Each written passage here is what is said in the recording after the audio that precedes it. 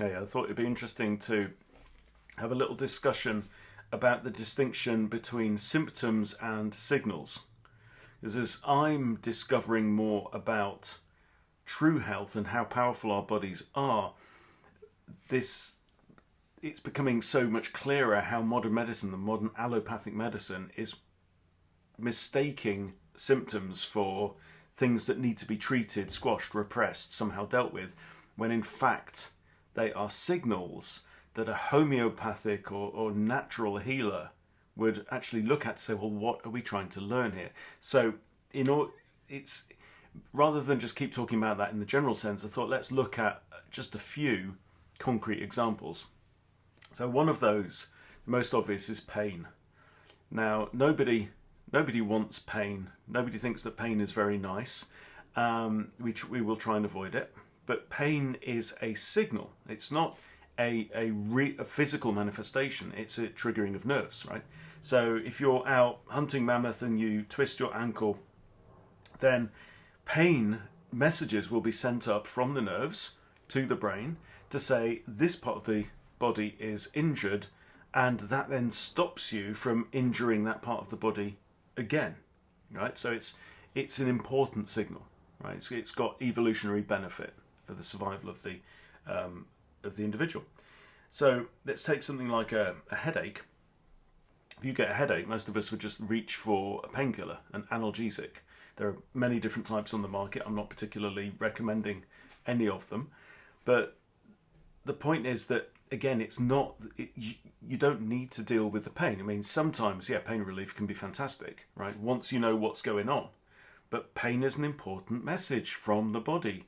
And a headache could indicate anything from I'm dehydrated, or I've been out in the sun too long, or I've got meningitis.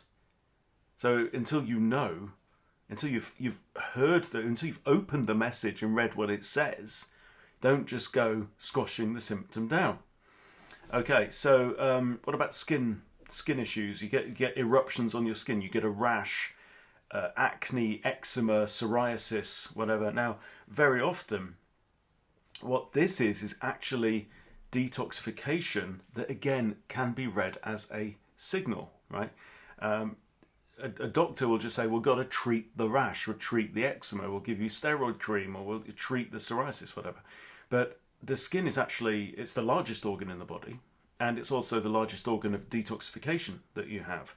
But the primary ones are your liver, your kidneys, and then your bowel and your lungs and your skin, right? But the liver and the kidneys primarily for detox. So when those systems are overloaded or under-supported, right, the body can then resort to using the skin to get rid of toxins. Right? So the rash or the outbreak of whatever it is on your skin is not necessarily what the problem is. It's a side effect of a different problem, which is some kind of toxification in the body or overload of the system. You see the important difference. And until you open the message and read what it says, then just treating the symptoms is just plain dumb. So another one that is a real favourite of mine as well is tiredness. And this is really relevant to me because I've struggled in the past with stimulants, uppers, particularly caffeine and sugar. And it's been really transformative for me to realise that tiredness is actually a signal. It's not a real thing in the body. It's your brain telling your body. Remember, just like the twisted ankle, the nerves tell your brain that there's something wrong. And this is your brain telling your body that we've been up for long enough, we've done too much, and now it's time to rest, repair, and heal. What I've been banging on about for months now, right? So let's just go over kind of the biology of why you feel tired. Okay, so you know that in the cells in your body, you've got mitochondria, right, which are kind of evolved from bacteria, and they spit out something called ATP, adenosine triphosphate. So it's an adenosine molecule with 3 phosphates attached, and that is the fuel that your cells use to generate for their own energy, right? So what they do is they strip off the phosphates, releasing energy, and then the adenosine is left over, and the adenosine then serves as a neurotransmitter. And in your brain, you have adenosine receptors that measure how much adenosine is around. When enough adenosine molecules attach to enough adenosine receptors, then the brain goes, oh, I see, right? We've been doing a lot of activity. We've been awake for a long time. It's time to do a shutdown and go around and clean up and repair, right? And then the brain then sends out signals, chemical signals to the body to say, now we're tired. Please, can everyone get ready for sleep, right? So, lovely system, right? Now, how does caffeine fit into that? Well, caffeine actually, I mean, for starters, it was designed by plants as a neurotoxin. So it like blows up the nervous systems of predatory insects, right? Very, very powerful. Nicotine, similar. A lot of these things that end in ine, are very toxic alkaloids produced by plants. Anyway, so back to the story. So caffeine has the ability, it also attaches to the adenosine receptors. But when it does that, it doesn't trigger the response that adenosine would trigger if it attached. It has the capability of attaching, right?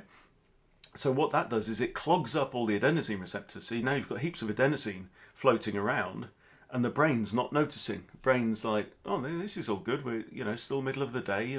Plenty more to get done, right? And we think, oh, aren't we clever? Because we've hacked the body, and when we're not tired anymore. Look at me, I'm chugging my Red Bull. I'm having my double espresso. This is great. I can get more shit done, which is fine until the caffeine wears off. They all detach from the adenosine receptors, and then suddenly your brain goes, oh my goodness, we're flooded with adenosine. Where did all of that come from? And it hits you like a train, and you're flat on your ass because suddenly your brain realizes, we should have been asleep hours ago, right? We should have been resting hours ago. So that obviously locks you into the sympathetic nervous state, which is the wrong state for when you want to heal. It's got its place, but you shouldn't be in it all the time. And most of us are in it most of the time. That's the problem.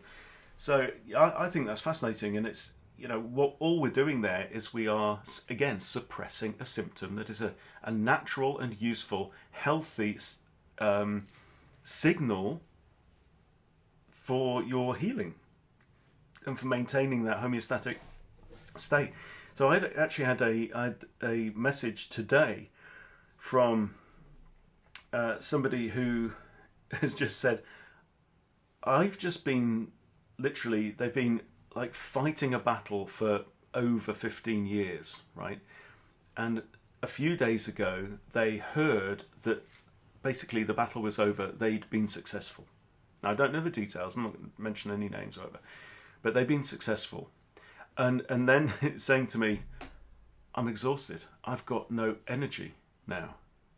Right? And I feel, what's wrong with me? But to me now, right, thinking of, well, your body doesn't tell lies. Your body doesn't make mistakes. Your body knows what it's doing. Your brain hasn't got half a clue. Medicine is just way behind what your body already knows. It's fantastic. Your body is the miracle. This is what I'm saying. So from that perspective, it's like, well, what is the message? Well, the message is you've been in fight or flight. You've been in survival mode for over a decade. And now suddenly you realise, I don't need to be in survival mode anymore. And your body then goes, fantastic. Now we can get on with repairing and healing. Right? So of course it's going to go switch off all the switches. Right? You're resting. The same thing happens, if you're like getting ready to go on holiday and you've got a deadline, you get all your work cleared out of the way, and you're like push. Then the first day on holiday, what happens? You're knocked on your ass with a cold or flu. So to me, I don't think that you've contracted a virus suddenly, right? Between workplace and holiday, right? It's that your body goes, okay, now we are able to rest. Right, you down. So it's a natural process. It's saying, I'm going to stop you from running around so that you can heal and repair and rest. So putting you into that parasympathetic repair state. And as I've said many times, if you've been watching my videos, there's one product that's completely natural that you can take that will set you into that state, even if you've been stuck in a stressful state for years. So I think it's completely revolutionary. It's not miraculous. It seems miraculous, but you are the miracle. All that this product does, you squeeze it in your drink, you take it, it tricks you into healing. So if you want to know more about that, then please just put more in the comments. I'd love to share more information with you. I'm shouting it from the rooftops to everyone who will listen, because this is, in my view, once in a generation revolution in health. But yeah, hope that's useful. Thank you for your attention, and I'll see you soon.